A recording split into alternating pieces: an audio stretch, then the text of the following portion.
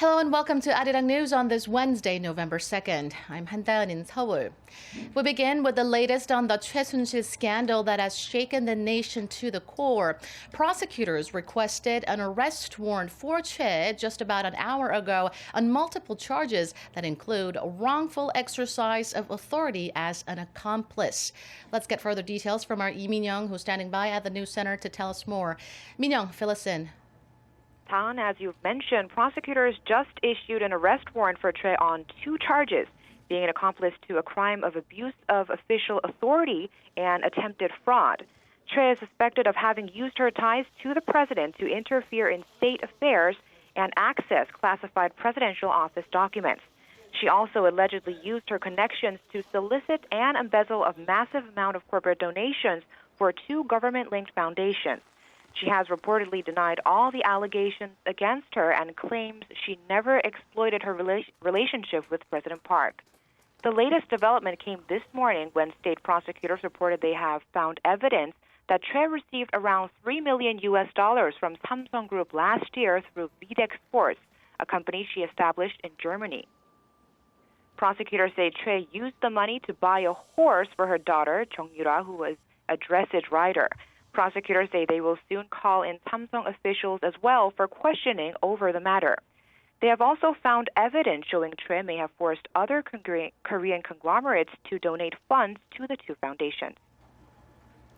Min-young, another person at the center of this unprecedented scandal is former Presidential Secretary for Policy Coordination Ahn Jong-beom, who is believed to have close links to Choi in building the 2 controversial sports foundations.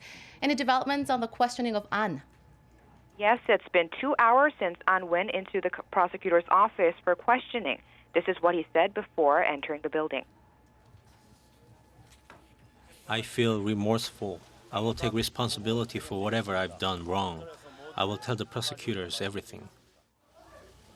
The investigation will be focused on how the 2 foundations in question were set up and whether he used his position as a presidential secretary to help Choi force donations from conglomerates for the foundations. Choi has denied any link to Ahn, and Ahn had previously denied all the charges against him, saying that he didn't know Choi. But with the scandal escalating by the day, there have been numerous reports saying that he was deeply involved in the fundraising process for the foundations.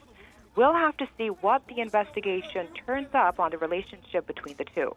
That's all I have for now, but I'll have more in our next newscast. Thank you, Min-young, for that report.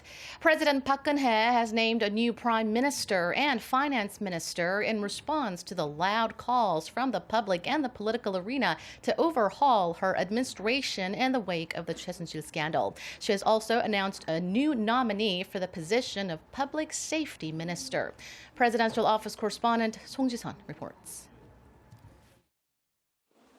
3 days after replacing key aides linked to the Choi Soon-sil scandal, President Park has appointed a new prime minister and a finance minister who also serves as a deputy prime minister as she sets up a new and more balanced cabinet to carry administration through the remainder of her term. Kim Byung-jun, a professor at Kookmin University of Public Administration and Policy, who once served as the policy chief for the late President Roh Moo-hyun, is the nominee for prime minister. The president expects Kim to use his experience in the government and academia to help the nation prepare for its future.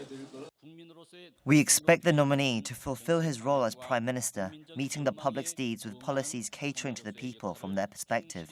He's the right person to overcome the current crisis and lead the cabinet for the nation's future. Financial Services Commission Chairman Im Jong-ryong replaces Yoo Il-ho as deputy prime minister and finance minister. The presidential office said Im, with his depth of experience in both the public and private sectors of finance and the economy, is the right person to carry out the government's major reform drives. President Park has also appointed former Vice Minister of Gender Equality and Family Park Seung-ju as the new Minister for Public Safety and Security. The new Prime Minister, who is not from the traditional group of Park loyalists, will likely take a greater role in leading domestic affairs in the cabinet. Song Ji-sun, ARIRANG News. The Prime Minister nominee Kim Byung-jun said today that he will hold a press conference tomorrow to make an official statement on how he would govern and how he would resolve the mounting political challenges facing the country. Amid the flood of questions he took from reporters at a press conference today, Kim remained rather cautious, saying he would outline all the details tomorrow.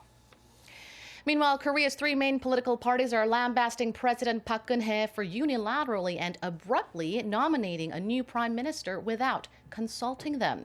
And it looks like the opposition bloc is upping the ante by vowing to boycott a parliamentary confirmation hearing for the prime minister nominee Kim Byung-jun. The main opposition Democratic Party of Korea's floor leader Woo Sang-ho said President Park should be the figure who is subject to investigation as she is in charge and responsible for running state affairs. Former minor opposition People's Party leader Ahn Jong-beom also lashed out some strong words, saying that President Park was no longer Korea's president and urged her to resign immediately. That does it for this edition of ARIRANG News. Thank you for watching. Business Daily is next.